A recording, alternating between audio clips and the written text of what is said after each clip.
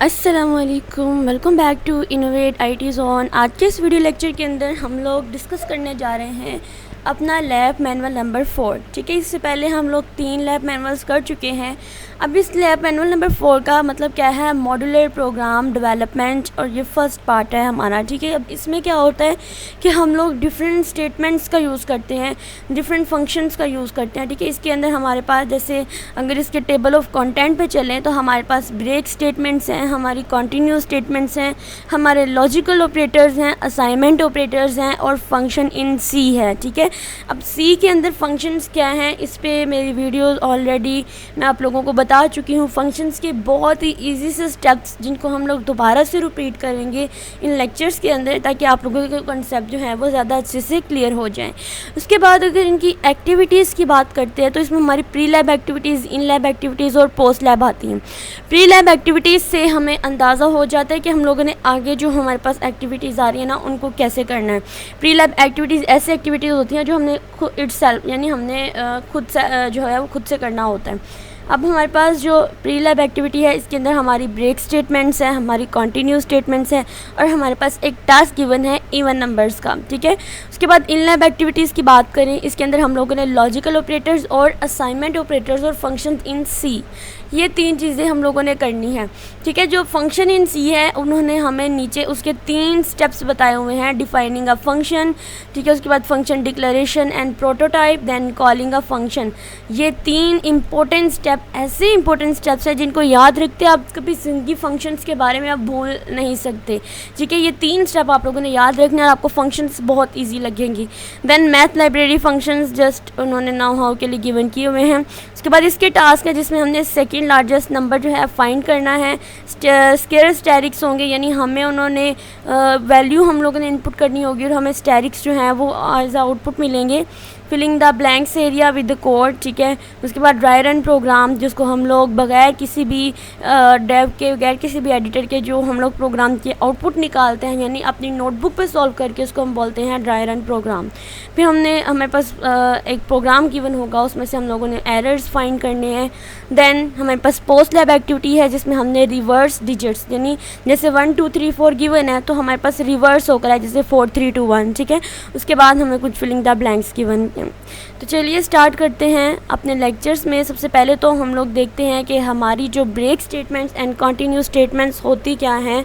तो इसको अंडरस्टैंड करने के लिए मैं आप लोगों को सिंपल सी एक डायग्राम कह सकते हैं उससे अंडरस्टैंड करा सकती हूँ।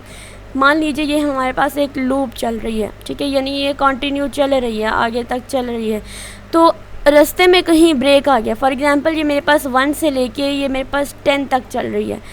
ब्रेक स्टेटमेंट आ गई है, नीचे इफ़ कंडीशन होगी। तो अगर वो कहते हैं कि जब मेरी लूप जो है, यानी फॉर एग्जांपल मैं इसको आई का नाम दे देती हूँ इस लूप को, अगर ये लूप जो है ये पहुँच जाती है 5 के इक्वल। ठीक है, यानी अगर ये लूप 5 के इक्वल पहुंच जाती है तो यहाँ पर ये ब्रेक कर जाए। अब यहाँ पर ब्रेक का मकसद क्या होगा मैं आप लोगों को यहाँ पर बताती हूँ। यानी फॉर एग्जांपल ये 5 तक मेरी लूप पहुँची है तो क्या होगा, ब्रेक स्टेटमेंट का यूज़ करते हुए मेरे पास जो आउटपुट आएंगी वो सिर्फ इन 5 तक ही आएंगी। यानी यहाँ पर ब्रेक कर देगा, देन लूप से बाहर चले जाएगा, बाकी के जो 6 7 8 9 10 रह गए हैं उनको वो प्रिंट नहीं कराएगा। 5 पे ही आके जो है वो लूप मेरी ब्रेक हो जाएगी। ठीक है, फिर उसके बाद अगर मैं कंटिन्यू की बात करती हूँ तो कंटिन्यू में क्या होगा, अगर ब्रेक की जगह मैं कंटिन्यू लिखती हूँ तो यहाँ पर सिर्फ 5 वाला नंबर स्किप होगा। यानी जैसे ही लूप 5 पे पहुँची तो 5 वाले को उसने स्किप किया, देन मेरे पास कंटिन्यू, यानी आगे वो मज़ीद 10 तक चला। इसकी आउटपुट क्या आएगी, 1 2 3 4, 5 वाले को स्किप करके 6 7 8 9 10। ठीक है, जबकि अगर मैं ब्रेक का यूज़ करती हूँ तो इसके अंदर मेरे पास 1 2 3 4 5 यहाँ तक ही चलेगी। ठीक है, तो हम लोग इसको स्टार्ट करते हैं। Break statement terminate the loop execution when it is encountered in loop, the loop immediately terminate. जैसे ही वो लूप काउंटर तक पहुंचती है, जितना हमारी इफ़ कंडीशन के अंदर गिवन होता है, तो हमारी लूप जो है वो टर्मिनेट कर जाती है। इसके सबसे बड़े एग्जांपल जब हम लोग स्विच केसेस का इस्तेमाल करते हैं तो उसके अंदर हम लोगों ने ब्रेक्स का भी यूज़ किया होता है, उसके अंदर केसेस भी यूज़ किए होते हैं। अब बेसिकली उसके अंदर हम लोग केसेस का यूज़ क्यों करते हैं, क्योंकि हम देखते हैं कि अगर मेरी जो गिवन इनपुट है अगर वो इन केसेस में से, इन केस 1 में से नहीं है, 2 में से नहीं है, 3 में से मिल जाती है, तो सिर्फ मेरे पास वही जो ब्लॉक ऑफ कोड है सिर्फ वही एग्जीक्यूट होगा, बाकी सारे के सारे ब्रेक हो जाएंगे, बाकी के कोई भी चीज़ यूज़ नहीं होगी। ठीक है, उसके बाद अगर हम लोग कॉन्टीन्यूस स्टेटमेंट की बात करते हैं तो ये ब्रेक स्टेटमेंट की तरह ही काम करता है, लेकिन बजाय इसके कि ये लूप को टर्मिनेट करे, ये अपनी सिर्फ उसी एक आइट्रेशन को स्किप करता है और फिर बाकी नेक्स्ट आइट्रेशन को स्किप किए बगैर जो है वो अपने कोड को रन करता है। ठीक है, उसके बाद हमारे पास आते हैं लॉजिकल ऑपरेटर्स, तो जिनके अंदर हमारी लॉजिक्स होती हैं, जैसे हम लोग बात करते हैं हमारी एंड है, नॉट है और है। ठीक है, अब एंड में क्या होता है, उसके लिए हम लोग जो है वो कुछ इस तरह का सिंबल यूज़ करते हैं अपने कीबोर्ड से। ठीक है, इसका मतलब क्या होता है कि अगर मेरी यहाँ पर लेफ़्ट वाली कंडीशन और राइट वाली कंडीशन दोनों ट्रूज हैं, तब मेरा जो आउटपुट है वो जो एग्जीक्यूट, मेरा कोड एग्जीक्यूट होगा। ठीक है, उसके बाद हमारे पास और आ जाता है। और के लिए जो हम लोग सिंबल यूज़ करते हैं वो सिंपल इस तरह का है। इसका मतलब यह है कि अगर लेफ़्ट वाली और राइट वाली दोनों कंडीशन में से कोई एक भी ट्रू है तो मेरा कोड जो है वो एग्जीक्यूट होगा। उसके बाद नॉट आता है और वो हम लोगों ने अपने वेरिएबल से पहले नॉट लिखना होता है। उसके बाद हम लोग बात करेंगे अपने असाइनमेंट ऑपरेटर्स की। तो असाइनमेंट का मतलब होता है असाइन करना, यानी ये चीज़, इसको हम लोग कोडिंग के अंदर इक्वल का वर्ड नहीं बोलेंगे, क्यों, ये इसको हम लोग असाइनमेंट ऑपरेटर बोलेंगे।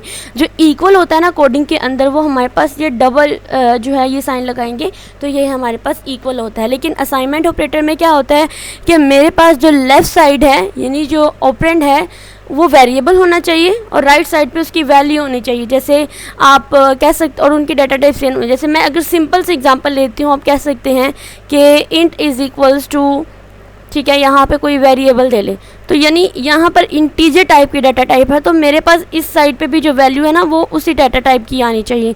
ठीक है, जैसे मैं यहाँ पर कह सकती हूँ, आप मान लीजिए ये ए है, ठीक है, और मैं एक और इंट ले लेती हूँ जिसमें मेरे पास क्या है बी। अब मैं असाइनमेंट ऑपरेटर का यूज़ कर रही हूँ। ठीक है, जैसे मैंने यहाँ पर एक और इंटीजर ले लिया है जो कि मेरे पास है सी, तो ये क्या करेंगे, मैं इनको असाइन कर, जैसे C is equal to A plus B है, तो ये मेरे पास क्या है, ये बेसिकली मेरे पास ये वेरिएबल है और ये ऑपरेंड है। अब इस वेरिएबल के अंदर ए और बी की वैल्यू स्टोर हो जाएगी। आप लोगों ने ए और बी की, फॉर एग्जांपल इसकी वैल्यू 2 है, इसकी वैल्यू 3 है, तो जब मैं इनको प्लस करूँगी तो मेरे पास सी के अंदर जाकर 5 स्टोर हो जाएंगी। बेसिकली असाइनमेंट ऑपरेटर का बताने का पर्पज़ ही ये है कि ये हमारे पास लेफ्ट साइड पर हमारी वेरिएबल्स होती हैं या हमारी डाटा टाइप्स होते हैं, जबकि राइट साइड पर हमारे ऑपरेंड्स होते हैं जिन पर हम लोगों ने ऑपरेशंस परफॉर्म करने होते हैं। उसके बाद हम बात करते हैं फंक्शन इन सी की। तो बेसिकली ये ब्लॉक ऑफ कोड होते हैं जो स्पेसिफिक टास्क को परफॉर्म करते हैं। ठीक है, जैसे हर प्रोग्राम, जितने भी हमारे प्रोग्राम हैं, जावा का हो, हमारे C++ का हो, ऊप का हो, कोई भी हो, सी का हो, उसके अंदर हमारे पास एक फंक्शन यूज़ होता है मेन फंक्शन। और ये हमारे फंक्शन इन सी की अगर कोई एग्जांपल पूछता है ना तो आप मेन फंक्शन की एग्जांपल दे सकते हैं, क्योंकि सबसे बड़ा हमारा सबसे मेन काम जो है वो हमारा मेन फंक्शन ही है। ठीक है, अब इसको हम लोग नेक्स्ट डिटेल से पढ़ेंगे, ताकि हम इसको, जब इसकी बारी आएगी तब हम इसको डिस्कस करेंगे और प्रोग्राम के साथ डिस्कस करेंगे। ठीक है, आप देखिए हमारे पास प्री लैब एक्टिविटी है जिसको हम लोग नेक्स्ट वीडियो के अंदर डिस्कस करेंगे। उससे नेक्स्ट पे हम लोग करेंगे अपनी इन लैब और उससे नेक्स्ट हमारी पोस्ट लैब।